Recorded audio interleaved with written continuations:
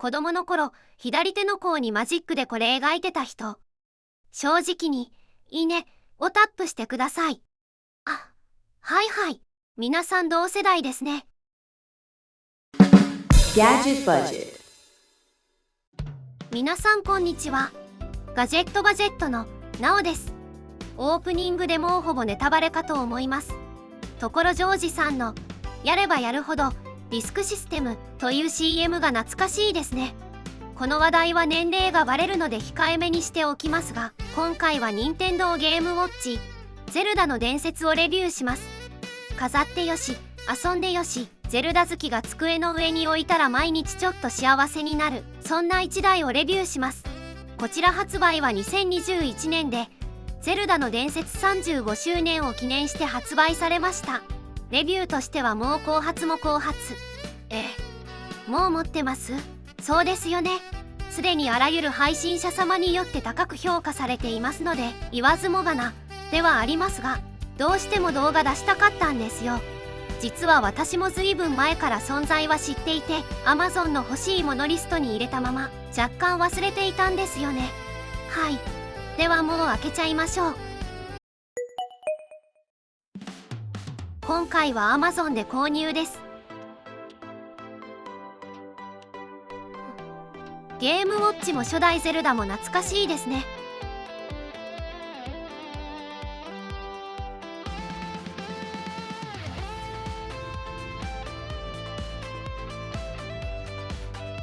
ああ、ケースをスライドするとバーミン。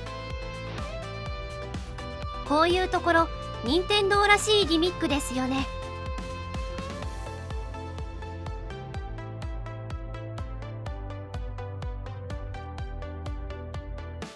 しかも蓋を開けるとスペシャルサンクス。しかもバーミンがリンクになってる。芸が細かい。では中身を出していきます。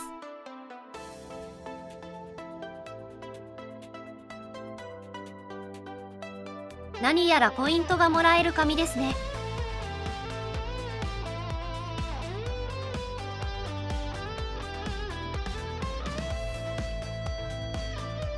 それからセーフティーガイド。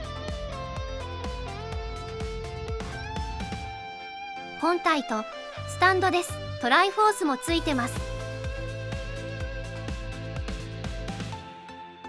本体を取り出すと組み立て方が出てきました。無駄のない設計。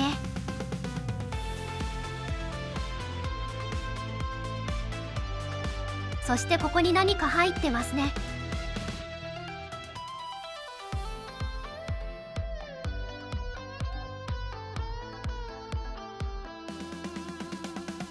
USB ケーブル A2C ですね。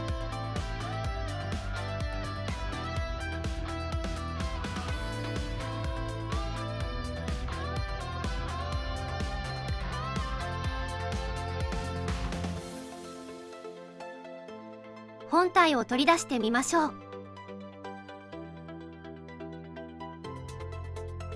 おお、緑のボディですね。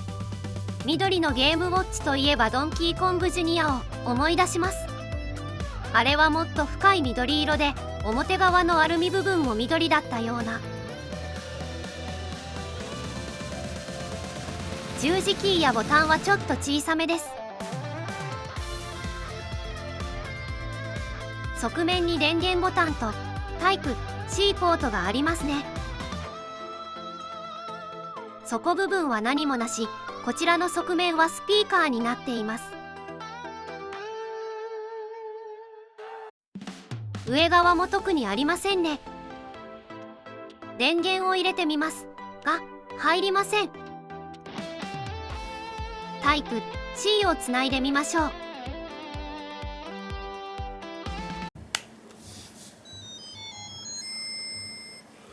おーっと、謎解き音。今のは謎解きだったのでしょうか。タイムボタンを押せと出ていますね。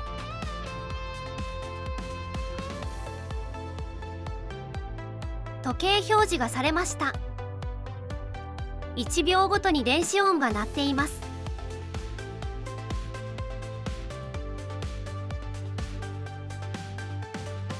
タンドにセットするとこんな感じです。あらかじめ充電ケーブルをつなぐ想定で作られていますね。ゲームを見ていきましょう。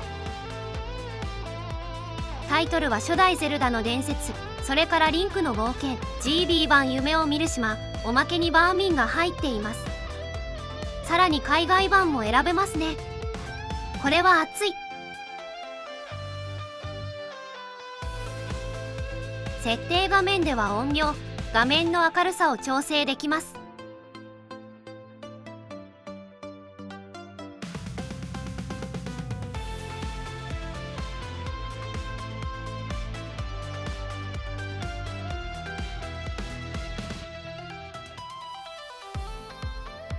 それから時刻設定ですね。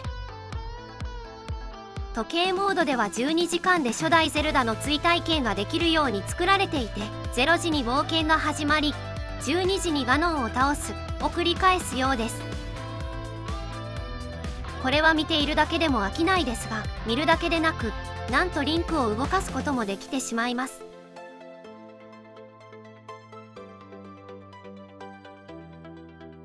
その他、オートスリープをオフにするかなどの設定もできます。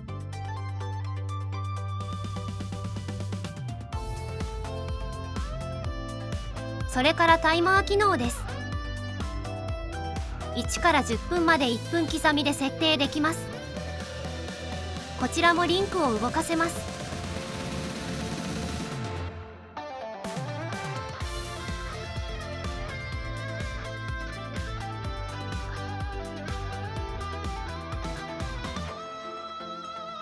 そうそう、どうしても気になったのがこれです。初代ゼルダの伝説で名前をゼルダにすると、リンクが剣持ってるということは成功ですかね。はい、ご存じない方に説明しますと、名前をゼルダにすると通常では1周クリアしないとできない裏ステージがプレイできるんです。敵も強くなっていて高難度です。こんな裏技も仕込んでくれているんですね。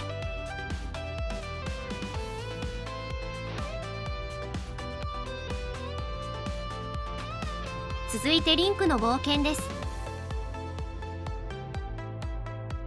画面綺麗ですね。ドットがくっきりで反応もキビキビ。下付きが連続で決まると気持ちいいですが、当時の私にはかなり難しかった印象ですね。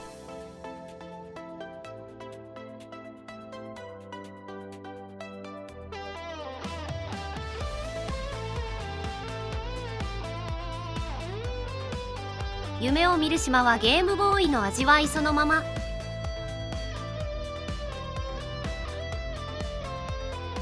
液晶サイズを変更し、当時のゲームボーイサイズを再現するモードも搭載。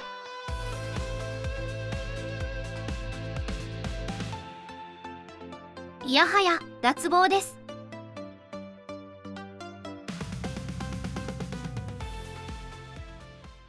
バーミンは息抜きのミニゲームとして楽しめます。 GBA 版メイドインワリオにも入ってましたね。机の上に置くととにかくビジュアルが可愛いです。背面のトライフォースがほんのり光って、夜のデスクがちょっとだけゲームルームに。時計モードで置き時計的に使うと毎時ちょっとしたアニメーションがあって気分転換になります。充電しながらの据え置き運用も相性がいいですね。良いところを挙げればキリがないのですが、一応レビューらしく気になった点も挙げておきます。